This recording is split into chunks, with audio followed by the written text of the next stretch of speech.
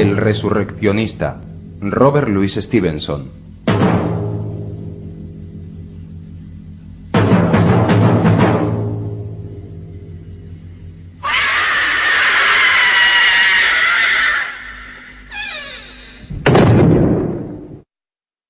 Todas las noches, a lo largo de un año, nos reuníamos 4 personas en la salita del George, en Debenham.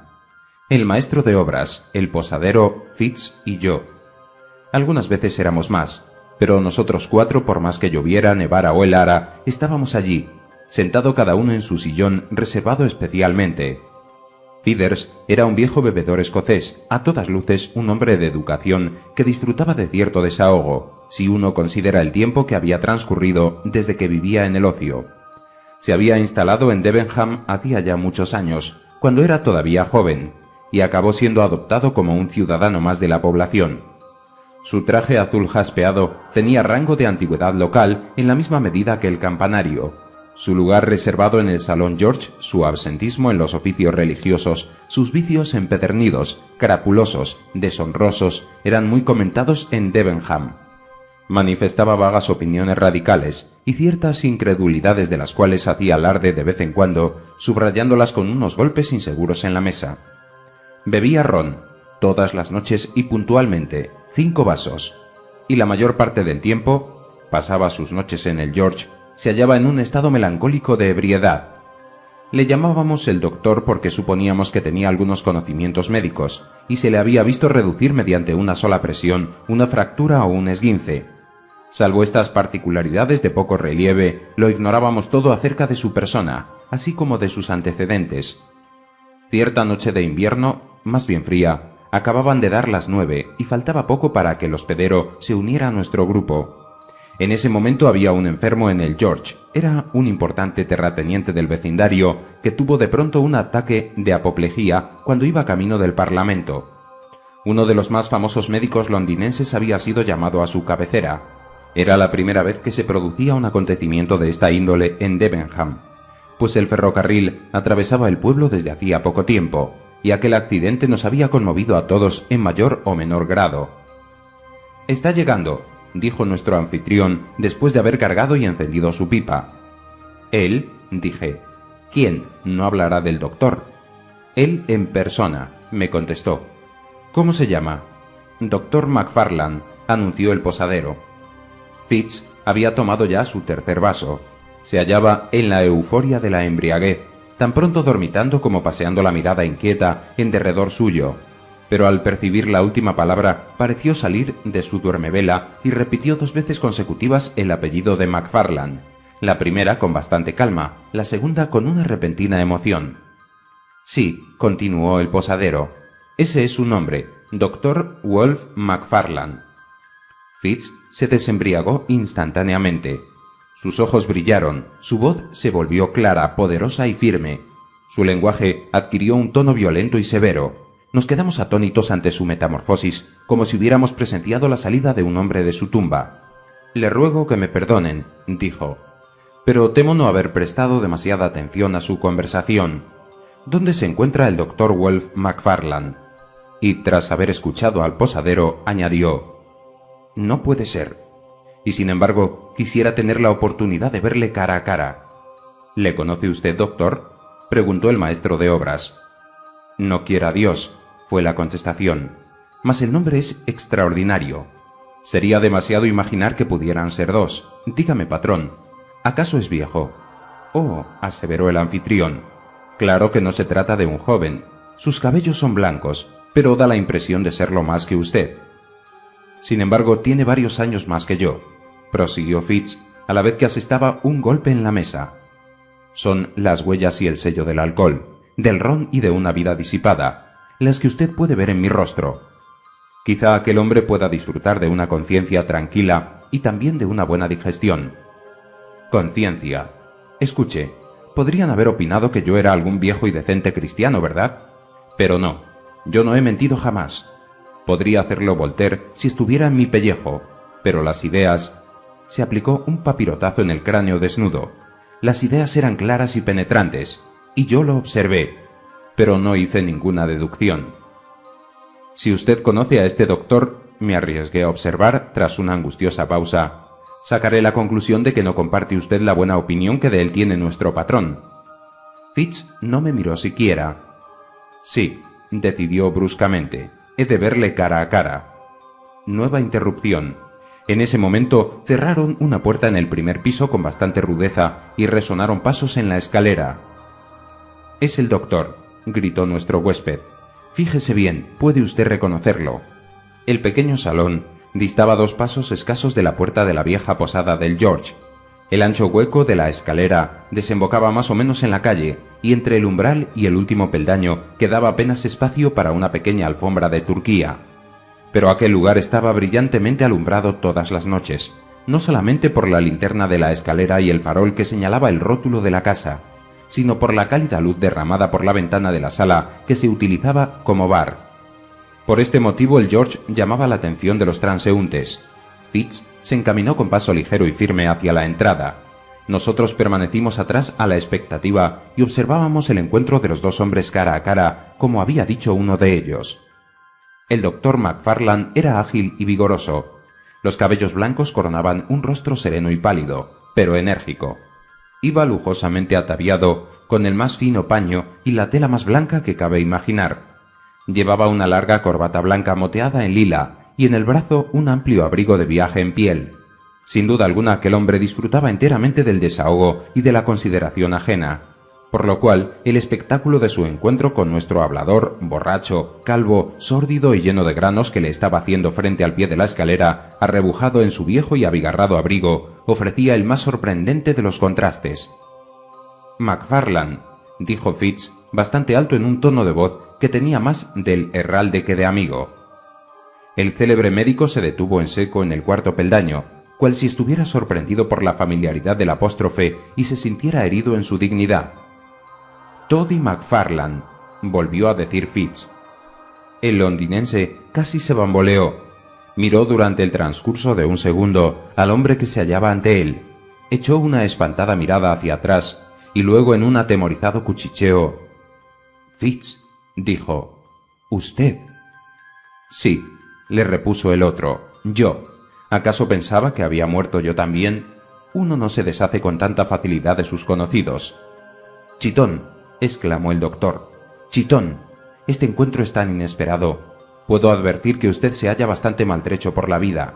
Me costó bastante reconocerle, lo confieso, pero estoy encantado de tener esta oportunidad.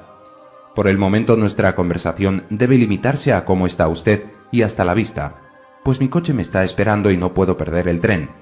Pero usted puede darme sus señas y le aseguro que tendrá noticias mías en los próximos días.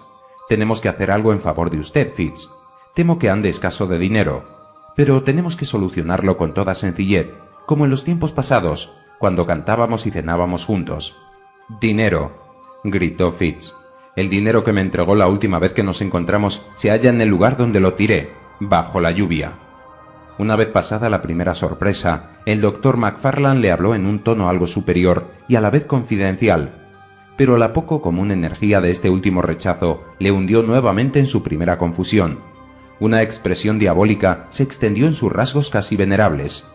«Querido amigo», declaró, «sea como usted lo desea, mi última reflexión le ofende. No insisto. Quiero no obstante dejarle mi dirección». «No la quiero. No quiero conocer el techo que le ampara», le interrumpió el otro.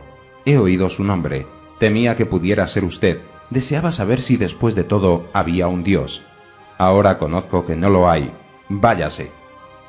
Fitz se hallaba en medio de la alfombra, a medio camino entre la escalera y la carretera, y el famoso médico londinense, pronto a escapar, hubiera debido pasar por alto.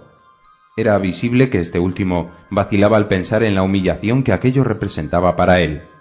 Había palidecido, sus gafas tuvieron un amenazador destello, pero en medio de su indecisión se percató de que su cochero estaba observando con toda atención esta insólita escena, a la vez que divisaba nuestro grupito atónito en el rincón del bar. Ante la presencia de tan numerosos testigos decidió huir. Se encogió sobre sí mismo, pasó rozando el revestimiento de madera de la pared y se escurrió cual una serpiente. pero al chocar contra la pared no había llegado al final de sus tribulaciones, pues en el momento que pasaba por su lado, Fitz, sacudiéndole el brazo, le murmuró estas palabras que sin embargo llegaron de forma inteligible hasta nosotros. ¿Has visto esto también? El rico y célebre doctor londinense profirió un agudo chillido. Apartó a su interlocutor del espacio libre empujándole y tapándose el rostro con las manos. Franqueó la puerta como un ladrón que hubieran cogido con las manos en la masa. Antes que fuera posible a cualquiera de nosotros hacer algún gesto, el coche corría ya a la estación. La escena había tenido lugar como un sueño, pero este sueño había dejado pruebas y huellas que daban fe de su realidad. Al día siguiente el sirviente encontró en el umbral los delgados lentes rotos, y aquella noche de marras nos encontramos todos próximos a la ventana del bar, jadeantes, con Fitz a nuestro lado, pálido, sereno y con la mirada firme. «Dios le ampare, Fitz», dijo el posadero, devolviéndole a la realidad. «¿Cuál es el sentido de todo lo ocurrido? ¿Qué significan esas extrañas cosas que usted ha dicho?» Fitz se volvió hacia nosotros, nos miró sucesivamente a cada uno con expresión severa. «Procuren ustedes no hablar demasiado», nos puntualizó. «Este McFarlane no está exento de desgracia. Los que actuaron como él tuvieron que arrepentirse ya, pero demasiado tarde». Entonces, sin acabar su tercera copa, muy lejos de esperar a los otros dos, nos dio las buenas noches, pasó bajo el farol del hotel y se perdió en la oscuridad de la noche. Nosotros tres volvimos a nuestros sitios en el salón, con su gran lumbre rutilante y sus 4 candelas claras. Y como recapitulábamos entre nosotros los acontecimientos, nuestra primitiva impresión de sorpresa se transformó al poco rato en una intensa curiosidad. Nos quedamos hasta una hora muy avanzada de la noche. Fue mi última sesión en el George. Antes de separarnos, cada uno abrigaba una teoría distinta, que por otra parte le hubiera costado mucho trabajo probar. Y cada uno de nosotros no tenía nada más urgente en el mundo a no ser hurgar en la vida de nuestro reprobado compañero, con el objeto de sorprender el secreto que compartiera con el célebre doctor londinense. Sin pecar de vanidad, creo que me hallaba en mejor situación que ningún otro de mis amigos del George para poner en claro dicha historia, y me consta que es muy posible que no haya hombre viviente que pueda relatarles los insólitos y a la vez anormales acontecimientos que se refieren a continuación. Durante su juventud, Fitz había cursado sus estudios de medicina en la escuela de Edimburgo. Estaba dotado de una suerte de talento que consistía en captar rápidamente lo que oía y repetirlo a continuación como si se tratara de algo de su propia cosecha. Estudiaba poco en casa, pero era correcto, atento e inteligente en presencia de sus maestros. Muy pronto aquellos lo tuvieron por un muchacho estudioso y dotado de una excelente memoria. Tal fue también mi impresión cuando le oí por primera vez. Por aquellos tiempos tenía buena apariencia y agradaba por sus modales. Había entonces cierto profesor de anatomía externo de la universidad, al cual daré en este relato el nombre de M.K. Su nombre era, en efecto, muy conocido. El hombre descubrió todo este asunto, se ocultó bajo un disfraz en las calles de Edimburgo, cuando el populacho que había celebrado con aplausos la ejecución de Brooke pidió a gritos la cabeza de su patrón. Pero M.K. se hallaba entonces en el apogeo de su boga.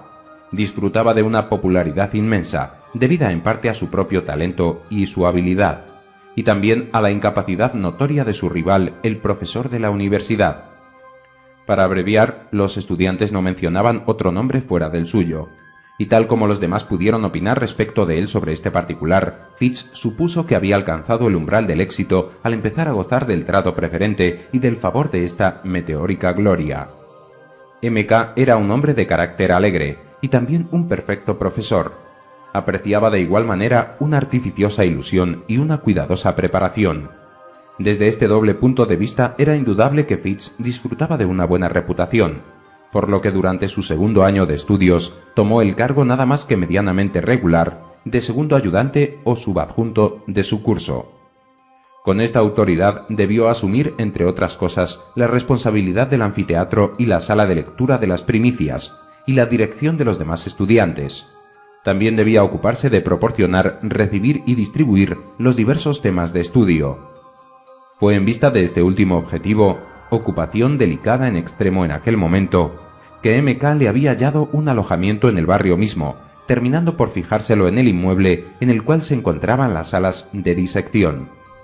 En este apeadero ocurría que después de una noche de turbulentos placeres, las manos temblándole todavía, con la mirada nublada y vaga, se veía arrancado de la cama, en aquellas negras horas que suelen anteceder en invierno al alba, por los corredores vestidos de marrón, desaliñados y descarados, que abastecían el anfiteatro. Tenía que abrir la puerta a 3 individuos, difamados desde entonces en el país entero. Tenía que ayudarles a descargar su trágica carga, pagarles su innoble salario y a continuación permanecer solo, después de marcharse ellos, en compañía de aquellos antipáticos restos de humanidad. Tras semejante escena, podía reanudar el sueño durante 1 o 2 horas para paliar los excesos de la noche y refrescarse en previsión de los trabajos del día siguiente. Pocos jóvenes han sido tan sensibles a las impresiones de una vida transcurrida en tales circunstancias a la sombra de la muerte. Su mente se cerraba a cualquier impresión general, sea cual fuere, esclava de sus deberes personales y de sus bajas ambiciones. Era absolutamente incapaz de interesarse por la suerte y las aventuras ajenas. Frío, inteligente y especialmente egoísta, practicaba este mínimo de prudencia al cual se otorga sin ningún motivo el nombre de moralidad y que protege a un hombre del escándalo de la embriaguez y del robo caracterizado. Ambicionaba además un razonable coeficiente de consideración de parte de sus maestros y de sus condiscípulos, y no manifestaba ningún deseo de decaer en actos públicos de la vida. Por eso disfrutaba al conseguir distinciones en sus estudios, y todos los días le prestaba ostensibles favores a su patrón M.K. Se resarcía de su jornada de trabajo con noches de ruidosos y licenciosos festejos, y cuando este equilibrio se hacía patente, el órgano por él llamado conciencia se declaraba satisfecho. El abastecimiento de sujetos les era tanto a sus maestros como a él mismo un perpetuo objeto de desvelo. En esta clase, numerosa y muy atareada, el crudo material de los anatomistas se renovaba constantemente, lo cual hacía necesario un tráfico desagradable, no sólo el hecho en sí, sino también las consecuencias que podía acarrear a todos los que se entregaban a ello. Era parte de la política de M.K., no informarse en absoluto de sus relaciones de negocio. Ellos traen el cuerpo, nosotros les entregamos su precio. Es lo que acostumbraba decir, subrayando la aliteración quid pro quo. Y también algo irreligiosamente, no hagan preguntas, recomendaba a sus ayudantes, en descargo de su conciencia. No por eso hay que deducir de ello que los cuerpos se debieran al crimen o al asesinato. Si le hubieran achacado mediante palabras estas ideas, hubiese retrocedido horrorizado, pero la liviandad reflejada en su discurso en tan grave asunto representaba ya en sí una ofensa a las conveniencias y a la vez una tentación para los hombres con los cuales tenía relaciones. Fitz, por ejemplo, le había hecho observar a menudo la singular lozanía de los cuerpos. Le habían llamado la atención en diversas ocasiones las siniestras y abominables miradas de los individuos que acudían a él antes del alba. Al agrupar impeto sus observaciones, tal vez atribuyera un significado demasiado inmoral o categórico a los inconsiderados comentarios de sus maestros. Entendía que su deber, para resumir, comprendía 3 cosas: recibir lo que se le trajese, abonar el precio y cerrar los ojos ante cualquier evidencia criminal. Una mañana del mes de noviembre, dicha política de silencio fue sometida a una dura prueba. Un infernal dolor de muelas le había desvelado durante toda la noche. Se paseaba de un lado a otro de la habitación a grandes zancadas, como un animal enjaulado. Revolcándose furiosamente en su lecho, había caído al fin en uno de estos profundos y penosos sueños que suelen presentarse después de una noche de dolor, cuando fue despertado por la rabiosa repetición 3 o 4 veces de la señal convenida. La luna brillaba clara en una helada y ventosa atmósfera encima de la aún dormida ciudad. Sin embargo, un indefinible rumor preludiaba la ruidosa actividad del día. Los vampiros habían acudido más tarde de lo que solían hacerlo, y parecían, contrariamente a su costumbre, también estar deseosos de marcharse. Fitz, muerto de sueño, les acompañó, alumbrando el trayecto al piso superior. Le llegaban sus cuchicheantes voces irlandesas como en sueños, y cuando hubieron desembalado su sucia mercancía, se recostó somnoliento contra el muerto. Tuvo que hacer un esfuerzo para reaccionar y buscar el dinero para pagarles. En aquel momento su mirada se detuvo sobre el rostro del cadáver. Se estremeció y se adelantó 2 pasos, acercándose con la vela más alta. «¡Dios Todopoderoso!», gritó. «¡Es Jane Galbraith!». Los hombres no pronunciaron ni una sola palabra, pero se deslizaron en dirección a la puerta. «Les digo que la conozco», prosiguió. «Ayer estaba viva y disfrutaba de una buena salud. Es imposible que haya muerto de modo natural. No habrán podido conseguir este cuerpo por medios honestos». «Claro que sí, señor mío. Está usted completamente equivocado», le contestó uno de los hombres. Mas el otro, mirando a Fitz con sorna de hito a hito y con maldad, pidió que el pago se efectuara inmediatamente.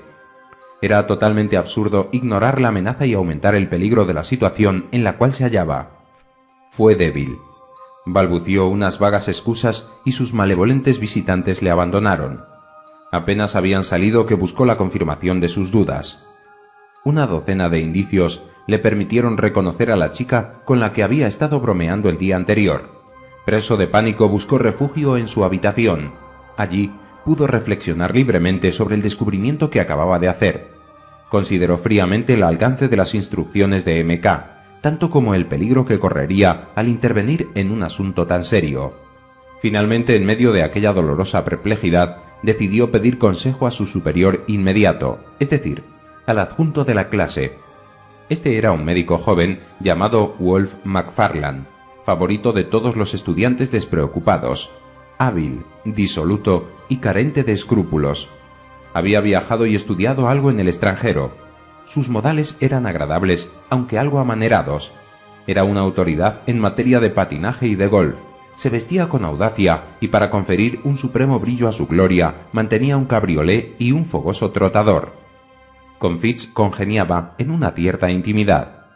A decir verdad, sus respectivas posiciones tenían como forzoso postulado determinada comunidad de vida, y cuando los cuerpos venían a menos, los dos compinches salían de viaje por la comarca en el cabriolé de McFarland para visitar y profanar algún aislado cementerio. Se detenían antes de apuntar el alba, con su botín, en la puerta del anfiteatro. Aquella mañana llegó McFarland un poco más temprano que de costumbre. Fitz le oyó y fue a su encuentro en la escalera. Le contó toda la historia y le explicó sus temores y el motivo de los mismos. McFarland examinó las marcas dejadas en el cuerpo. «Sí», dijo, acompañando sus palabras con un cabeceo. «Esto me parece sospechoso». «Bien, ¿qué de hacer?», le preguntó Fitz. «¿Hacer?», repitió el otro. «¿Qué quiere usted hacer? Cuanto menos se hable de ello, menos riesgo correrá. Esa es mi opinión». «Cualquiera puede reconocerla», objetó Fitz. «Era tan conocida como Castle Rock». «Esperemos que no sea así», replicó McFarland.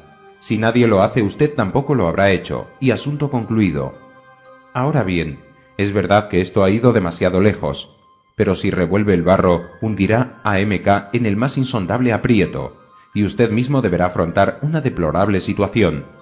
Esta es mi conclusión, que aparecería cualquiera de nosotros o lo que podríamos arguir en nuestro favor en un banquillo de acusados ante unos testigos cristianos. En cuanto a mí, sea ciencia cierta que prácticamente todos nuestros sujetos fueron asesinados». «McFarland», gritó Fitz. «Vaya, como si usted mismo no lo hubiera sospechado hasta hoy». «Sospechar es una cosa, y probarla es otra, sí, ya lo sé. Y me disgusta tanto como a usted que esto haya ocurrido aquí», prosiguió McFarland, golpeando el cuerpo con su bastón. «A mi juicio, lo mejor es no reconocerla», y añadió fríamente: «Por mi parte no lo haré. Puede usted hacerlo si así le gusta. No suelo dar consejos, pero creo que cualquier hombre con experiencia actuaría de esta forma. Puedo además añadir que supongo que esta actitud es la que MK podría esperar de usted. La incógnita es esta: ¿por qué nos escogió a nosotros como adjuntos suyos?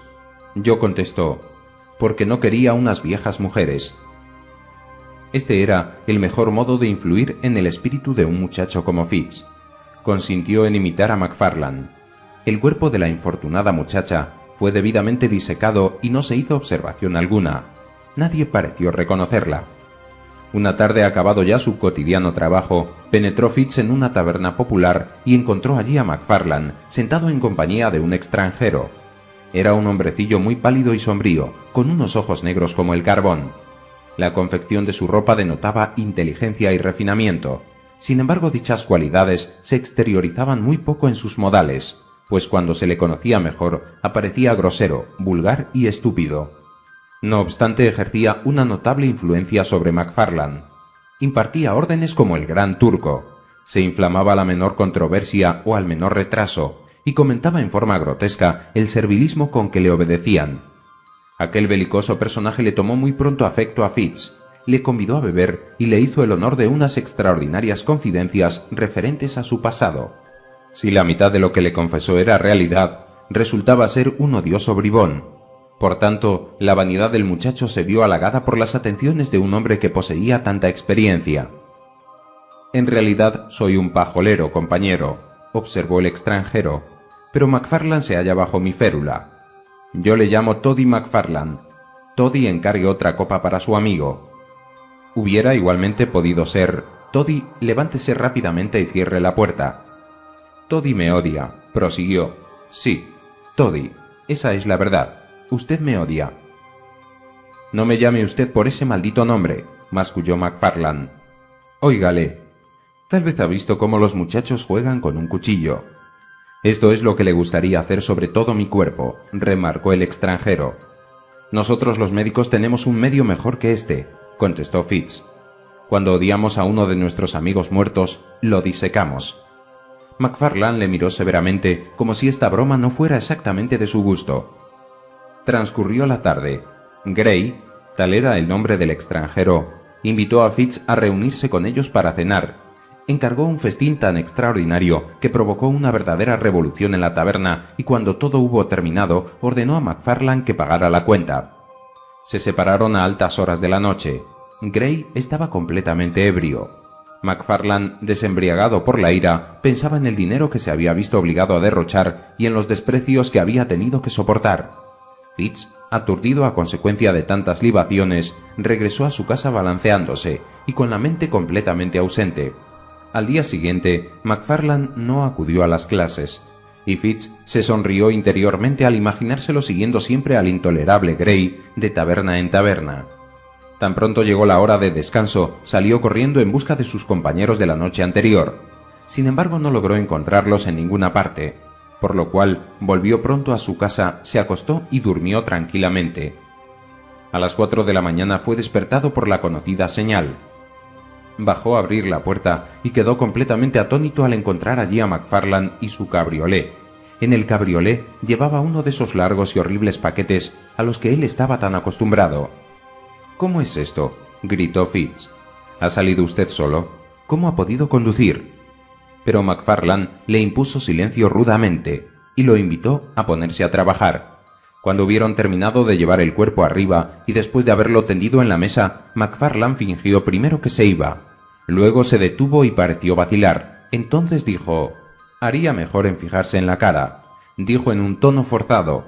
«Sí, creo que es mejor», repitió, en tanto Fitz le miraba fijamente con asombro. «Pero, ¿dónde, cómo y cuándo cogió usted esto?», exclamó.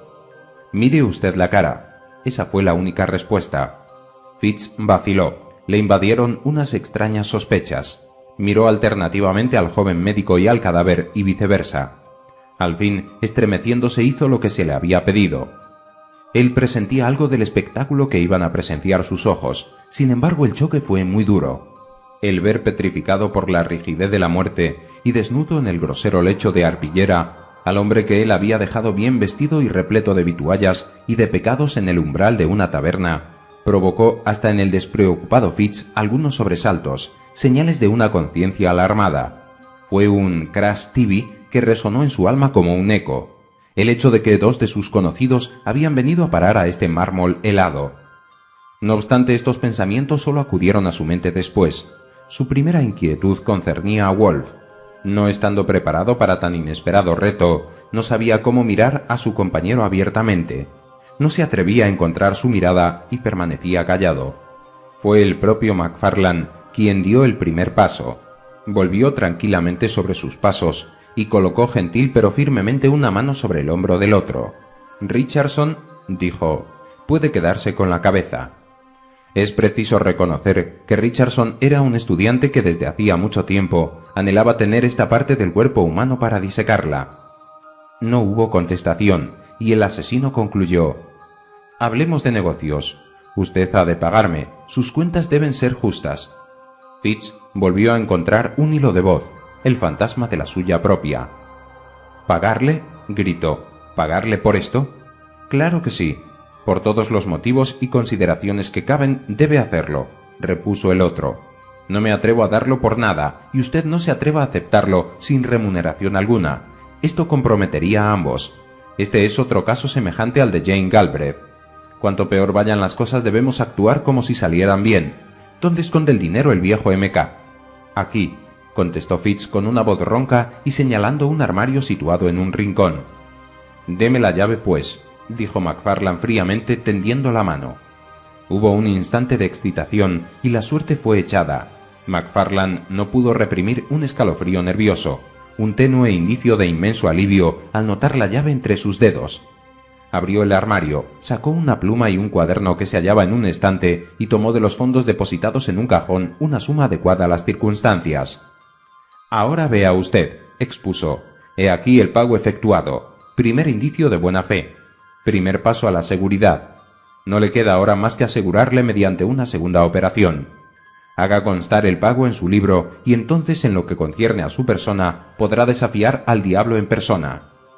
Durante los pocos segundos que transcurrieron a continuación, Fitz debió soportar una verdadera agonía espiritual.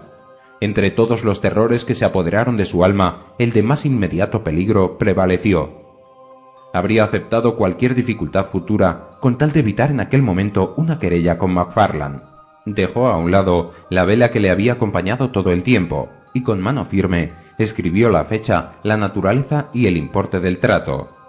Y ahora, dijo McFarlane, no me contradiga, es absolutamente justo que usted reciba un beneficio. Yo ya he cogido mi parte. A propósito, cuando un hombre de mundo tiene un repentino golpe de suerte, no debe encontrar demasiadas monedas en su bolsillo. Me avergüenzo al mencionar este tema, pero es una regla de conducta en estos casos. Ninguna negociación, ninguna compra de libros clásicos onerosos, ningún saldo de antiguas deudas. Pida prestado, pero nunca preste usted. McFarlane, empezó a decir Fitz con un tono algo ronco. Me he puesto la soga al cuello para hacerle un favor. ¿Para hacerme un favor?, gritó Wolf. Vamos, usted se ha limitado a hacer, por lo que juzgo, únicamente lo que tenía que hacer para defenderse. Suponga que yo tenga problemas. ¿Qué haría usted? Este pequeño asunto se desprende claramente del primero. El señor Gray sucede a Miss Galbraith. Usted no puede empezar por detenerse después de esto. Si empieza, tiene que continuar. Esta es la cuestión. No hay descanso para el malvado. Un horrible sentimiento de la negrura y de la perfidia del destino se apoderó del alma del desgraciado Fitz. «Dios mío», exclamó, «¿qué es lo que he hecho? Ascender ayudante, en verdad. ¿Qué mal hay en ello? Service deseaba este puesto, él podía obtenerlo, pero ¿él estaría en la situación que yo estoy ahora?» «Querido amigo», dijo McFarlane, «parece usted un chiquillo. ¿Qué mal puede ocurrirle por esto? ¿Qué puede sucederle si guarda silencio? Pero viejo, ¿sabe usted lo que es la vida? Formamos dos categorías, los leones y los corderos. De ser un cordero viene a parar en esta mesa como lo hicieron Gray o Jane Galbraith. Si es un león puede vivir y montar un glorioso caballo como yo, como M.K., como todos los que están dotados de algún espíritu y también de audacia. Ahora tiene dudas, pero fíjese en M.K., querido amigo, tiene habilidad y ha picado usted. Le tengo simpatía, y M.K. también. Ha nacido para conducir la jauría, y le aseguro por mi fe y experiencia de la vida que dentro de 3 días se burlará de todos estos espantapájaros, cual un alumno de una escuela superior se ríe de una farsa. Dicho esto, McFarlane salió y se metió por la alameda en su cabriolé para recostarse antes del anochecer. Fitz permaneció a solas con sus remordimientos. Se percató del horrible peligro al cual se había expuesto. Vio con un indecible espanto que su impotencia carecía de límites y que una concesión tras otra le habían quitado el derecho de arbitrar el destino de McFarlane. No era más que su retribuido cómplice. Ya no podía apelar. Habría dado cuanto poseía en el mundo a cambio de haber demostrado un poco más de valor anteriormente, pero no se trataba ya de que pudiera alardear de valor de ahora en adelante. El secreto de Jane Galbraith, así como la maldita inscripción en el dietario, le amordazaban. Transcurrieron las horas. Los estudiantes empezaron a llegar. Los miembros del desgraciado Grey se distribuyeron a uno y a otro lado, y fueron aceptados sin observación alguna.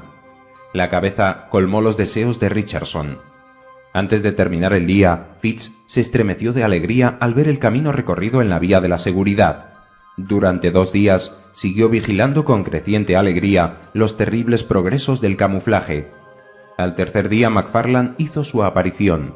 Decía haber estado enfermo, pero recobró el tiempo perdido llevando a los estudiantes con toda energía. A Richardson en particular prodigó la ayuda y los consejos más eficaces, y éste, estimulado por la halagadora apreciación del demostrador, sintió crecer sus ambiciosas esperanzas, por lo que se veía ya en posesión de la medalla. Antes de concluir la semana se había realizado la profecía de McFarlane. Los terrores de Fitz se habían desvanecido e incluso había olvidado su motivo.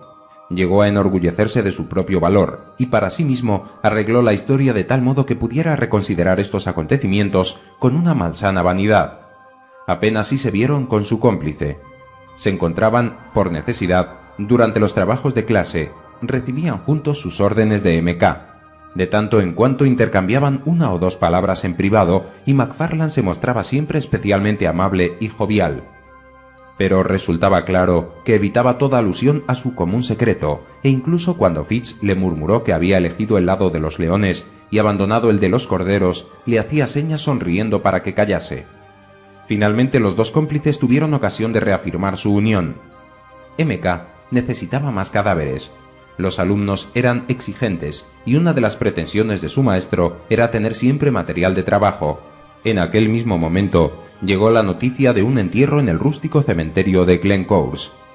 El lugar en cuestión había cambiado algo en el transcurso de los tiempos. Por aquel entonces se hallaba, como ahora, en un atajo, fuera del alcance de la voz, alejado de toda vivienda y oculto en lo más hondo del follaje de 6 cedros. El balar de las ovejas en las colinas próximas, el chapoteo de los riachuelos, uno cantando claramente sobre los guijarros, otro discurriendo furtivamente y como gota a gota, de estanque en estanque. El murmullo del viento en los viejos castaños floridos de la montaña, y una vez a la semana, el tañido de la campana y los viejos cantos de los chantres, constituían los únicos ruidos que turbaban el silencio en torno a la campestre iglesia. El resurreccionista, para usar un vocablo de aquella época, no se hallaba cerca de ser desviado de su objetivo por algún sentimiento de piedad habitual. Era parte de su oficio el despreciar y profanar los ornamentos de las viejas tumbas, los caminos hollados por el pie de los feligreses y de los parientes de los muertos, así como los sufragios y las afectuosas inscripciones, en aquellas rústicas regiones donde el amor es más tenaz de lo común, y donde lazos de sangre y de amistad unen toda la sociedad de la parroquia. El ladrón de cadáveres, lejos de cohibirse por un respeto instintivo, se entusiasmaba por la facilidad y la seguridad del trabajo. Los cuerpos que se habían llevado allí en alegre espera de un despertar totalmente distinto, conocían esta apresurada resurrección a la leve luz de una linterna, aquella aterradora resurrección por el pico y la pala. Se forzaba el ataúd, se arrancaba el sudario y los melancólicos restos en una arpillera, después de bambolearse durante horas enteras por apartados y oscuros caminos, se hallaban finalmente expuestos a las máximas injurias ante un grupo de muchachos hastiados. Cual 2 aves rapaces pueden abalanzarse sobre un cordero moribundo, Fitz y McFarlane se abatieron sobre una tumba en aquel verdoso y tranquilo cementerio. La esposa del granjero, una mujer que había vivido unos 60 años, y totalmente desconocida, a no ser por su exquisita mantequilla y por su piadosa conversación, iba a ser arrancada a medianoche de su tumba, transportada desnuda hacia esta lejana ciudad que ella había visitado siempre engalanada con sus más bonitos atavíos. El lugar que ella ocupara junto a su familia permanecería vacío hasta el día del juicio. Sus inocentes y casi venerables miembros iban a ser expuestos a la insultante curiosidad del anatomista. Un cierto día al atardecer, nuestros gallardos mozos se pusieron en camino, bien abrigados y provistos de una imponente botella. Llovía sin tregua, una lluvia fría, densa, azotadora. De vez en cuando el viento soplaba por ráfagas, sin turbar estas cortinas de agua. Pese a la botella y a todo lo demás, fue un lúgubre y silencioso paseo hasta Penicuik, donde debían pasar el fin de la tarde. Se detuvieron la primera vez con objeto de esconder sus herramientas en un frondoso matorral no lejos del cementerio. y una segunda vez en la cita de los pescadores para tomar una copa junto a la lumbre y cambiar sus tragos de whisky por un vaso de ale. Al anochecer, el cabriolé fue guardado en un lugar apropiado, el caballo cuidado y provisto de una buena pitanza. Los dos jóvenes médicos también se sentaron en un salón privado frente a la mejor cena y al vino más famoso que la casa pudo ofrecerles. Las luces, la lumbre clara, la lluvia que arañaba los cristales, el frío exterior, el insólito trabajo que les esperaba, conferían un sabor más a la satisfacción que les proporcionaba la comida. Su cordialidad crecía con cada copa. Pronto MacFarlane acercó un pequeño montón de piezas de oro a su compañero. «Un regalo», dijo. «Entre amigos estos malditos arreglos deben pasar desapercibidos». Fitz tomó el dinero y aplaudió con fuerza esta gentileza. «Es usted un filósofo», gritó. «Yo era un asno antes de conocerle. Usted y M.K., que quede entre nosotros, por Dios, harán de mí un hombre». «Por supuesto», aprobó MacFarlane. «¿Un hombre? Le aseguro que había de ser un hombre para apoyarme aquella mañana. Son muchos los fornidos gritones y cobardes que se habrían desmayado al presenciar aquella maldita escena, pero usted no, conservó su sangre fría». Le estaba observando. ¿Y por qué no había de hacerlo? Fitz se vanagloriaba hablando en esta forma. No era mi asunto.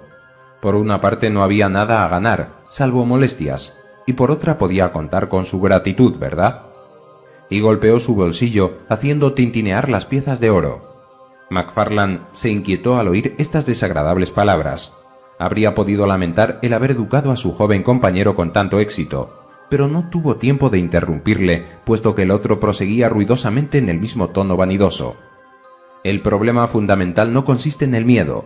Ahora bien, entre amigos no tengo mucho interés en ser colgado ciertamente, pero de todas formas, MacFarlane, yo había nacido para despreciar. Infierno, Dios, diablo, justicia, injusticia, pecado, crimen, y toda la vieja galería de curiosidades. Esto puede asustar a los demás, pero a hombres de mundo como usted y yo, esto no inspira más que desprecio. En memoria de Grey. Mientras tanto se había hecho tarde. Obedeciendo sus órdenes, les acercaron el cabriolé y encendieron las linternas. Los jóvenes pagaron y emprendieron el camino. Manifestaron ir a Peebles, y tomaron esta dirección hasta haber pasado las últimas casas de la ciudad. Entonces, apagando las linternas, desandando lo andado, siguieron una carretera lateral en dirección a Glencorse. Ningún ruido a no ser el del coche y el incesante y estridente crepitar de la lluvia. La noche era tenebrosa. Aquí y allá una valla blanca o una piedra también blanca en la pared les iban orientando en la oscuridad, pero la mayor parte del tiempo marcharon a paso lento y prácticamente a tientas buscando el camino en la noche. Alcanzaron de este modo, bajo los árboles chorreantes y rodeados de fantásticas y movedizas sombras, el escenario de su impío trabajo. Los dos estaban experimentados en esta clase de asuntos y eran trabajadores vigorosos. 20 minutos después de haber empezado su búsqueda, fueron recompensados de su esfuerzo por un siniestro ruido al rasgar la tapa del ataúd. En ese mismo momento, MacFarlane se golpeó la mano contra una piedra y la arrojó negligentemente por encima de su cabeza. La tumba en la que estaban trabajando ahora, hundidos casi hasta los hombros, estaba aislada en la extremidad del cementerio, y la linterna del cabriolé había sido colocada a fin de alumbrar mejor sus trabajos contra un árbol situado en el extremo del declive que descendía hacia el riachuelo. El azar había dirigido sin duda la piedra. Hubo un ruido de vaso roto y la noche les envolvió. Ruidos alternativamente sordos y estrepitosos señalaron la caída de la linterna a lo largo del declive y su accidental colisión con los árboles. Una piedra o dos, desalojadas por la linterna, resonaron en las profundidades del valle. Entonces el silencio y la noche se cerraron nuevamente sobre aquel lúgubre paraje, y pudieron prestar atención en esta insondable oscuridad sin percibir nada fuera de la lluvia, tan pronto azotada por el viento como cayendo rectamente sobre millas de campo descubierto. Estaban tan cerca de terminar con su abominable faena que pensaron que podían acabarla en la oscuridad. El ataúd fue exhumado y fracturado, el cuerpo encerrado en el chorreante saco, y lo llevaron entre los dos al cabriolé. Uno subió en él para acomodarlo, y el otro, cogiendo el caballo del freno, le guió a tientas a lo largo de la pared y del matorral hasta que alcanzaron la carretera en un sitio próximo a la cita de los pescadores. Allí había una leve y difusa claridad que ellos saludaron como si fuera luz del día. Merced a esta circunstancia, lanzaron el caballo a buen trote y avanzaron alegremente a la ciudad. Ambos estaban calados hasta los huesos por la lluvia que les había sorprendido en el curso de su trabajo, y ahora, como el cabriolé traqueteaba entre los hondos hoyos del camino, el cadáver colocado entre los dos tan pronto caía sobre uno como sobre otro. A cada uno de estos horribles contactos, ambos instintivamente lo rechazaban de inmediato, y este hecho, por muy natural que fuera, empezaba a poner nerviosos a los cómplices. McFarlane intentó algunos chistes feos respecto a la mujer del granjero, pero esto lo hizo con pocas ganas y Fitz le invitó a callarse. Su inmunda carga seguía bamboleándose de un lado a otro. A veces la cabeza se reclinaba, confidencial, sobre sus hombros. Otras veces la tela mojada les azotaba la cara como una mano de hielo. Un pérfido escalofrío empezaba a recorrer el alma de Fitz. Clavó la mirada con insistencia en el paquete que le pareció haber crecido. De todos los puntos del horizonte, de vez en cuando unos lúgubres aullidos de perros guardianes acompañaban su paso, y cada vez más Fitz imaginaba que algo sobrenatural estaba aconteciendo, que alguna transformación innombrable tomaba cuerpo en el cadáver, y que su impía carga era la que hacía aullar a los perros. «Por el amor de Dios», dijo con esfuerzo, «por el amor de Dios, denos lumbre». Aparentemente McFarlane experimentaba las mismas desagradables impresiones, pues aunque no contestara, detuvo el caballo, pasó las riendas a su compañero y encendió lo que le quedaba de la linterna. En aquel momento no habían llegado más allá del atajo que va a Auchenklin. La lluvia seguía cayendo en diluvio y no fue fácil encender la luz en este universo de agua y de oscuridad. Finalmente una llama azul y vacilante brotó de la mecha, creció paulatinamente y expandió un halo de luz tenue en torno al cabriolé.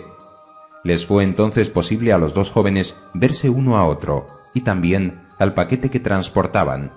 La lluvia había moldado el vasto embalaje a los contornos del cuerpo que contenía. La cabeza se destacaba claramente del tronco. Los hombros estaban perfectamente modelados.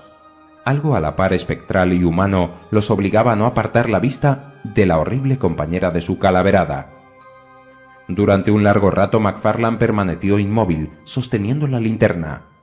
Un indescriptible terror se cernía como un velo húmedo en torno al cuerpo y adhirió una máscara lívida en el rostro de Fitz. La sospecha insensata, aterradora, de algo que parecía imposible, se apoderó de su mente. Un segundo más tarde hubiera hablado, pero su compinche lo hizo antes. «No es una mujer», dijo McFarlane con voz ahogada. «Era una mujer cuando la pusimos ahí», cuchicheó Fitz. «Sostenga la linterna», ordenó McFarlane. «Quiero ver su rostro». Fitz cogió la linterna y su compañero deshizo el cierre del saco y descubrió la cabeza. La luz alumbró vivamente los rasgos negros, acusados, las mejillas bien delineadas de un rostro demasiado familiar, que a menudo había aparecido en los sueños de ambos jóvenes durante algunos días. Un aullido salvaje rasgó la noche, cada uno huyó por su lado. La linterna rodó en el suelo, se rompió y se apagó. El caballo, aterrorizado por esta insólita agitación, dio un brinco hacia adelante y echaron chispas las 4 herraduras. Galopó por todo Edimburgo, arrastrando detrás de él al único ocupante del cabriolé, el cadáver de Grey, disecado tiempo atrás.